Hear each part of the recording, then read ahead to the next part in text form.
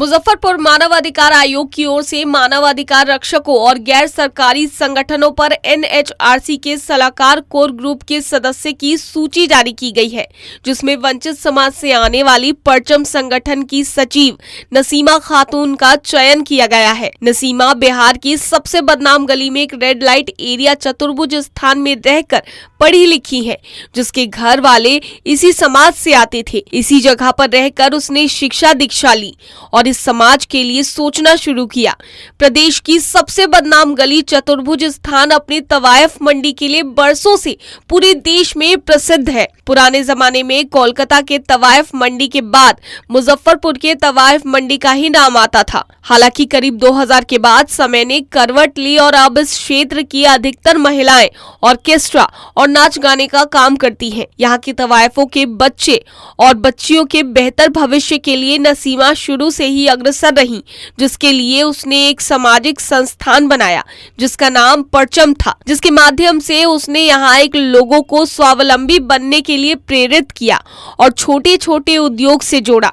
उन्होंने बताया कि अपने वंचित समाज के हक व अधिकार की लड़ाई अब आगे बढ़ रही है। समाज के सभी बुजुर्गों के आशीर्वाद व साथियों के प्यार व कामना से बड़ी जवाबदेही राष्ट्रीय स्तर पर मिली है। देश की सर्वोच्च न्यायिक संगठन मानवाधिकार आयोग की ओर से मानवाधिकार रक्षकों और गैर सरकारी संगठनों पर एनएचआरसी के सलाहकार कोर ग्रुप के सदस्य के रूप में शामिल होने का मौका दिया गया है। आयोग ने देश स्तर पर विभिन्न अलग अलग क्षेत्रों में काम करने वाले लोगों को लेकर एक कमेटी बनाई है, जिसमें नसीमा को भी स्थान दिया गया है।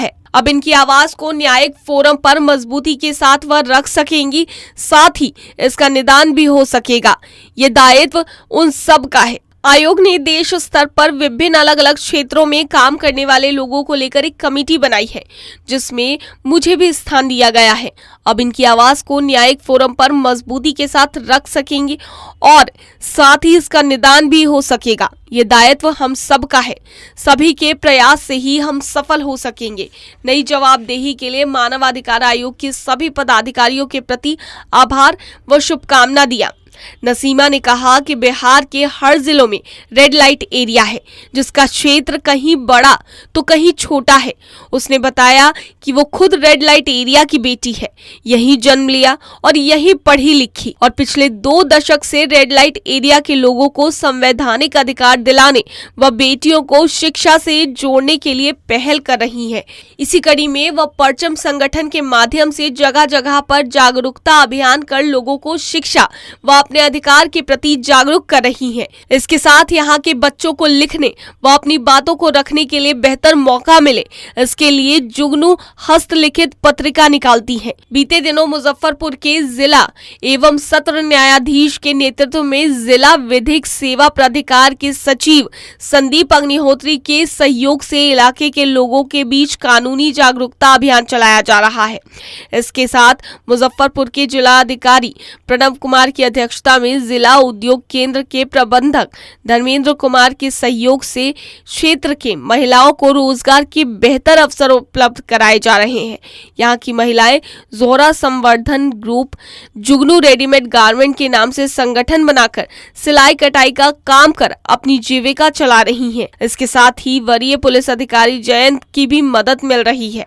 अब आने वाले दिनों में मानवाधिकार आयोग के फोरम पर भी यहाँ के महिलाओं और बच्चों की होने वाली परेशानी प्रमुखता से रखी जाएगी। मानवाधिकार आयोग में मुजफ्फरपुर के रेड लाइट एरिया से सदस्य बनाए जाने पर रेड लाइट एरिया की महिलाओं और बच्चों में काफी खुशी की लहर दौड़ गई है। इससे ये कहा जा सकता है कि कभी उत्तर बिहार में नर्तकियों के लिए मशहूर मुजफ्फरपुर का रेड लाइट एरिया, जो कि बाद में चलकर देह व्यापार का केंद्र के लिए प्रसिद्ध था, अब उस क्षेत्र को यहाँ की बेटी नसीमा के लिए भी जाना जाएगा, जिसने एक मिसाल पेश की है। देशवा न्यूज के लिए मुजफ्फरपुर से अभिषेक की रिपोर्ट।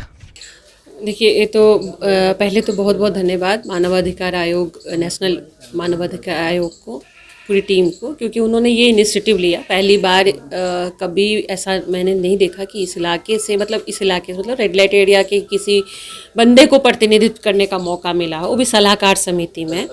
तो ये पहला चांस है। अभी ये कमेटी बनाई गई है, लेकिन अभी कमेटी का मेन प्रोसेस फर्स्ट मीटिंग में होगा। तो अब जब मीटिंग वो ऑर्गेनाइज करेंगे तो उस और समाज के मुख्यधारा में जुड़ने की जो एक परंपरा है ना, वो एक सहूलियत भरा हो, ये नहीं हो कि खींचातानी हो और लोगों को उसमें खींच के लाना पड़े, इस तरह का वारदात नहीं हो, क्योंकि ह्यूमन राइट्स की बात करते हैं तो डंडे की जोर पे भी बदलाव ना हो, ये मेरी पूरी कोशिश होगी। आत्मीयता के साथ बात की जाए और आत्मीयता के साथ बदलाव की नींव रखी जाए, इंशाल्लाह ये कोशिश रहेगी। क्या परिचय हुआ? मेरा नाम नसीमा है और परचम नाम की हमारी ऑर्गेनाइजेशन है जिसकी मैं सचिव। सिर्फ खबर दिखाना देशवा न्यूज का मकसद नहीं, देशवा न्यूज की कोशिश है कि समाज की सूरत बदलनी चाहिए। देशवा न्यूज पर वीडियो देखने के लिए लाइक करें, सब्सक्राइब करें, साथ ही बेल आइकन दबाना न भूलें।